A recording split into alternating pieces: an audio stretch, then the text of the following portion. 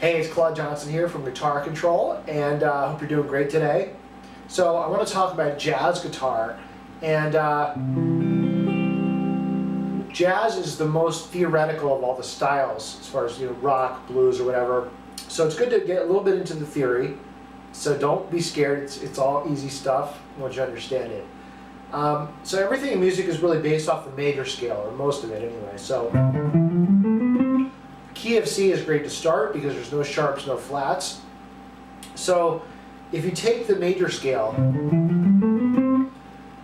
and hopefully you've maybe seen this in some of my other videos, but you can build a chord off of every degree of the scale by skipping notes. So if we start on the C and skip over the D, go to the E, and then skip over the F, go to the G, we have a C chord, or C arpeggio.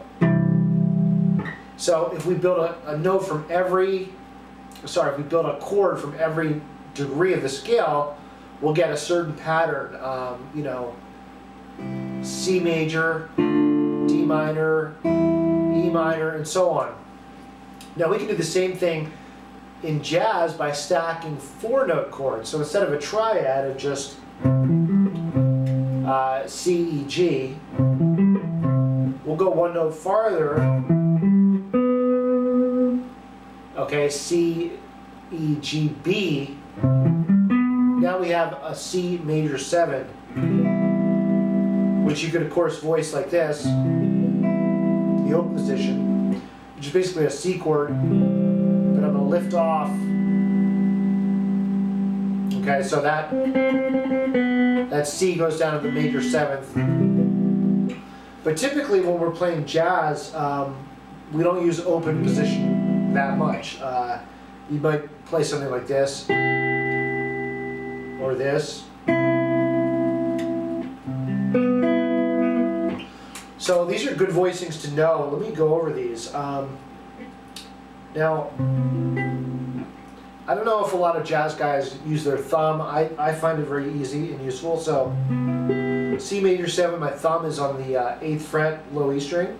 Okay? And then I'm going to play middle finger on the 9th fret, D string, ring finger on the 9th fret, G string, and then first finger on the 8th fret, B string. Okay, so this is like it's almost like a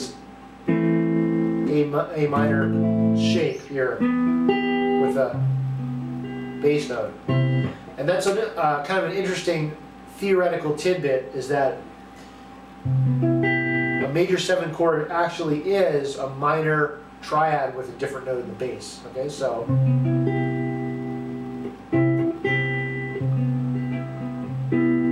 the other major 7 shape is this.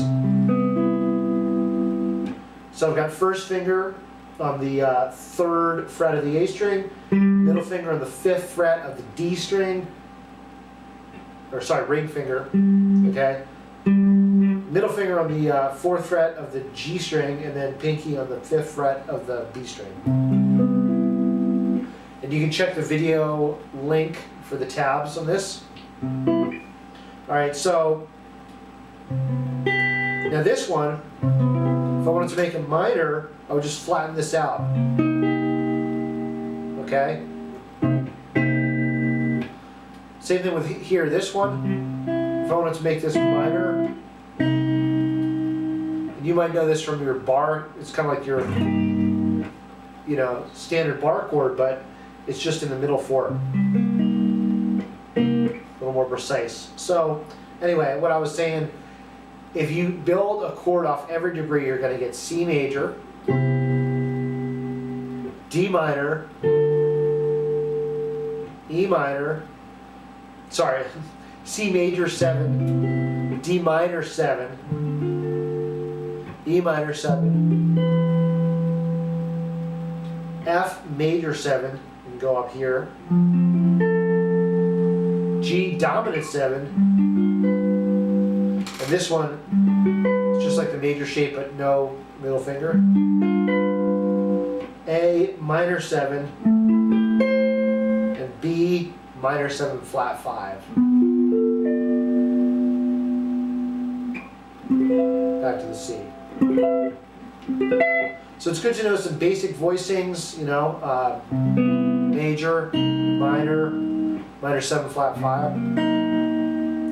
And same thing here, you could even play minor 7 flat 5 that way. So there's lots of different cool voicings, and it's also good to know them on your top 4 strings as well, and get to know the inversions. These will come in handy if you really decide to get into jazz and play, you know, if you're playing like, you know, A minor 7, that's the voicing with the A in the melody, but then you could also play this one, or this one, or this one, and so on, depending on which note you need to play in the melody. So anyway, I hope that wasn't too advanced. Again, check the link in the video description for the tabs. You can also check out our jazz course from Clay Moore, an amazing jazz teacher. Just go to guitarcontrol.com/jazz, and we'll wrap this video up, but then I'm going to give you another one to keep it going here. All right, so thanks for watching.